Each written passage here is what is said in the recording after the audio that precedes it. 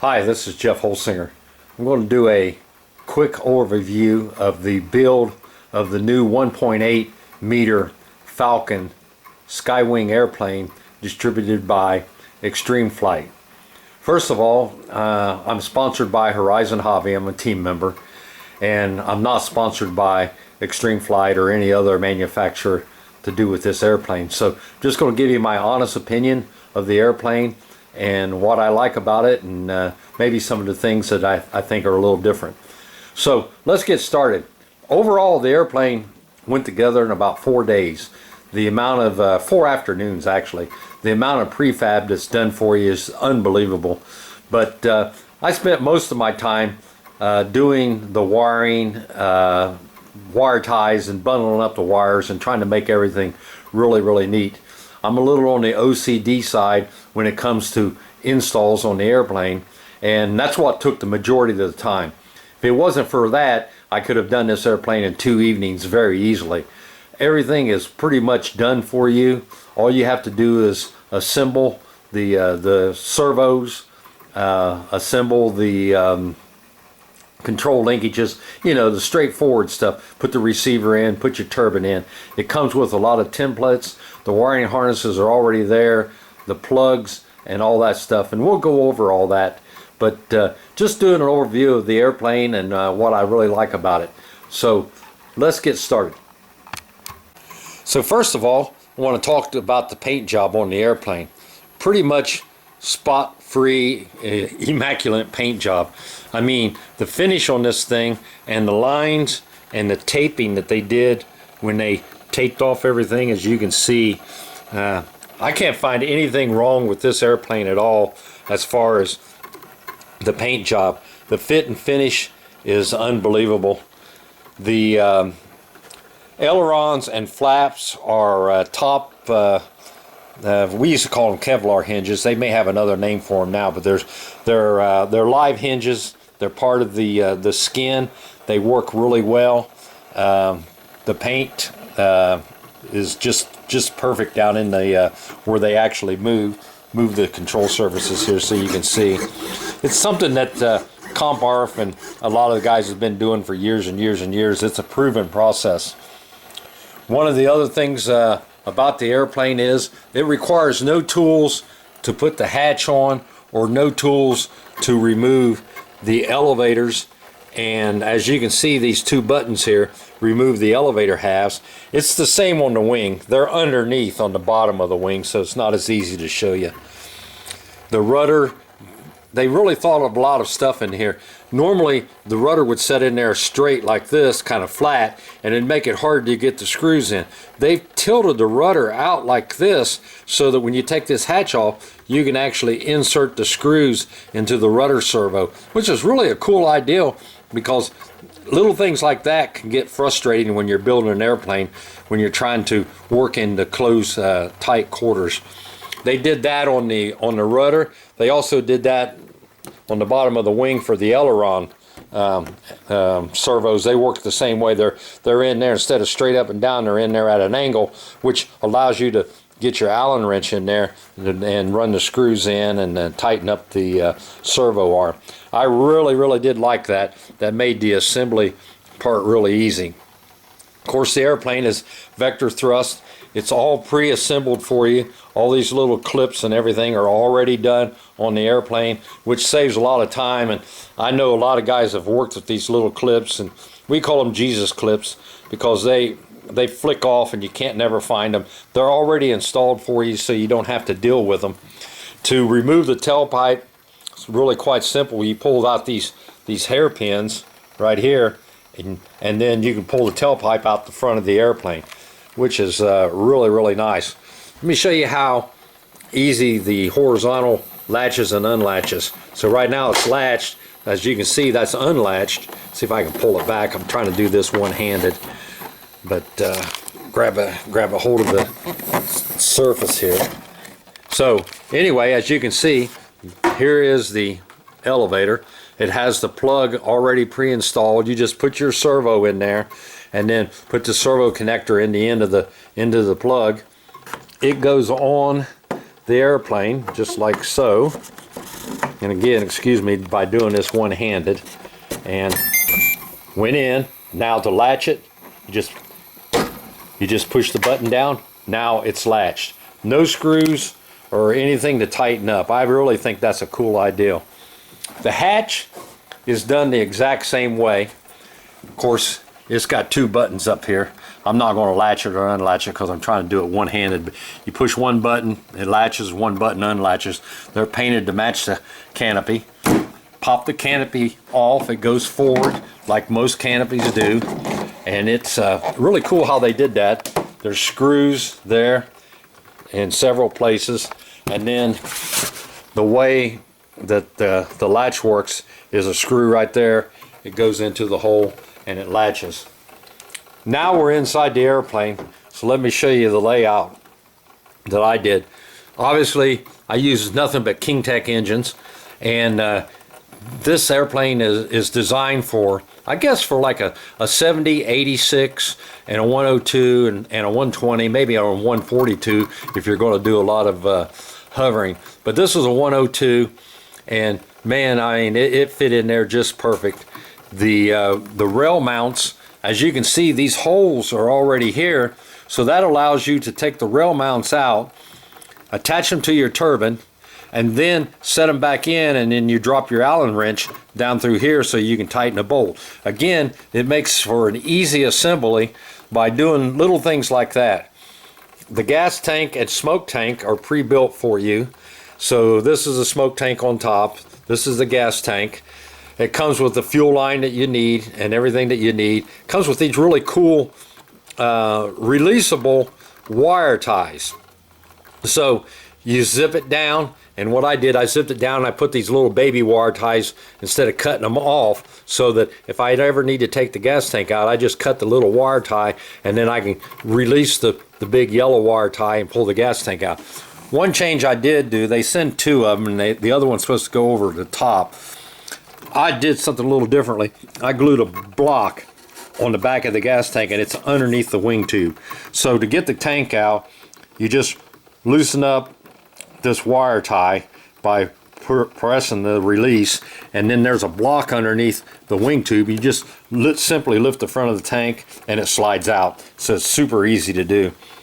While we're looking at that, the receiver is obviously a Spectrum Synapse receiver, and it's all tucked in underneath this tray, which makes the installation really clean. And there's a shelf in there that once you get everything hooked up, then you can tuck the wires underneath the receiver and you don't see anything. And also the gear door and the brake controller is also pre-installed and already under there. These things are kind of cool. They're fillers, and they got a check valve in here so that when you take the cap off, there's nothing that can come squirting out because of the check valve. It comes with a filler that you push in and you lock, you fill it, you untake it, take it off, and then as a backup to stop you from leaking air, they've got these guys here. Get one out, and it's got a little O-ring on it, so it won't suck air now because the check valve is not engaged. But that O-ring is like a double seal. So now that I push that back in place, it's got a double protection there to stop it from sucking air. And by the way, the UAT is up underneath here also, back up in there. It's one of those glass UATs. So that's in there, and it's already pre-installed for you when you get there. So anyway, we talked about the UAT. Then up here on this top plate that it comes with, you've got a cutout here so that when you fly or you do your fueling, you can look in there and see the UAT and make sure that you have no bubbles in your UAT. So that was well thought of too, because one of the things I do before a flight is I always want to make sure that I don't have any big air bubbles in my UAT. And by this hole being here, you can look in there, even though you can't see it on the camera, but you can look in there and see the UAT and make sure you don't have any air in the UAT. Up here on top, pretty straightforward, your shut-off valve for your fuel system, for your turbine, your fuel pump, your EDT for the turbine.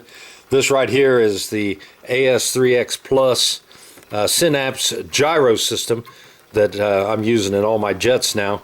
And this right here is a Sky ID. I know it's a little controversial, and I don't use it for remote ID purposes. I use it simply for the GPS. It gives me the altitude, and it gives me the speed of the airplane after you land, the max altitude and the max speed. Right now it's blinking orange because it's trying to acquire satellites, but I'm inside a metal building, so it won't do that. Another neat thing that they did, it has this plate. Now this plate is basically designed for, I think they're called XT60s, but I'm a Spectrum guy and I use our IC3s connectors. I had to make a little XT60 to IC3 connector here for the ECU battery, which is underneath the plate. So this is 2000, and there's a 2200 Li-Fi 3-cell under the plate with the little adapter here.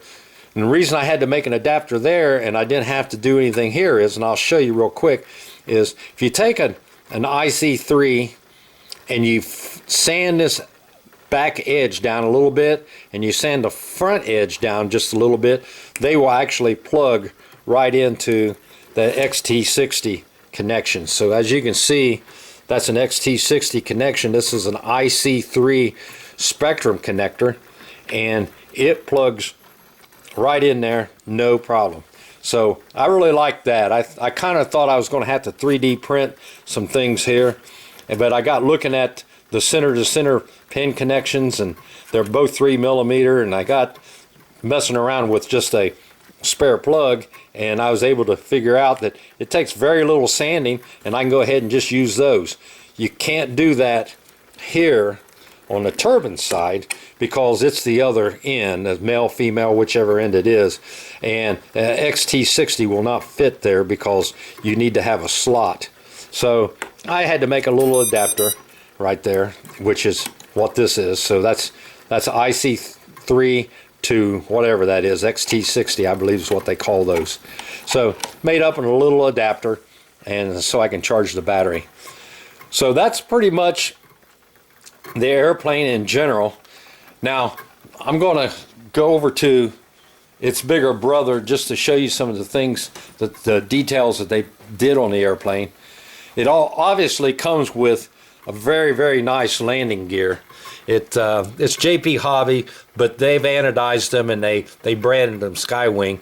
Now one thing that I didn't like was it's going to take a Theta servo or a Skywing servo for this mount because of the size of opening that is required. I used the Spectrum stuff, but there was no way our Spectrum micro servo was going to fit in there because you wouldn't have anything to bolt it to. So I used the Theta Skywing micro servo for that particular connection right there. Now in the wing, I did use our Spectrum 5070 mini servos. They dropped right in on the wing. On the ailerons, I used our Spectrum servos, but it did require me to open up the holes slightly. So on the tail, because there was much tighter fit back there, I went ahead and used the Theta servos, which dropped right in the Theta arms, and also on the rudder I used the Theta servos. Let me show you how nice those servos really are. They're super smooth. We'll look at the ailerons first. So anyway, that's the ailerons. Those are 4040s, I believe, Spectrum, and then those are 5070s on the flaps. The flaps are almost 200 ounces. The servos I have on the ailerons are like 114 ounces. The elevators are the Theta servos, and they're really smooth. And then of course the rudder is a Theta servo. So I'm going to go ahead and kill the power and show you guys. Okay, so now the power is gone. So let's walk over to the rudder servo. See, this thing, these servos are so smooth. As you can see, it takes no effort at all to push those servos, and they're super strong. They're over 100 ounces of torque. So I got pretty good faith in those servos being big enough for this airplane. That was one of my concerns. I would have thought maybe micro servos would be a little small for the airplane, but after getting them installed and holding your finger on the surfaces and having somebody move the transmitter, there's no problem with these micro servos that I have in the tail. So that's pretty much it on this airplane. But without pulling the wings off, I will show you some of the things that they do on the airplane on this one, but I'm going to use a different airplane. This is the same airplane, but this is the bigger brother to it. And what I want to show you is this is how they do all the connections. So the 1.8 looks just like this. It has everything's already labeled for you. That's your brake, ailerons, you know, so on and so forth. And it's all underneath the clear, so you don't have to worry about those little decals ever rubbing off. And just look at the quality job they've done. All these holes are cut perfectly. You know, there's no rough, jagged edges. It's all done on a CNC machine, obviously. And, you know, they're all painted and finished out. It's just amazing how detailed they were on doing, you know, the little things like that sort of drive me crazy on some of the other airplanes that I've built in the past. But anyway, that's just a quick shot overview of the Falcon 1.8. Like I said, about 4 days for me to build it, but majority of my time was spent doing wire ties. As you can see, I've got these little baby wire ties, and they are a pain in the neck to work with. And everything is wire tied up when you get down into the connections there. And it's just the way I build. Now, some people, they don't really care, and it doesn't really matter. But, you know, I enjoy kind of finishing one out the best I can. But anyhow, that's how this airplane went together. I wish I had some decent weather to get it flown, because normally I usually fly them before I get them completely done.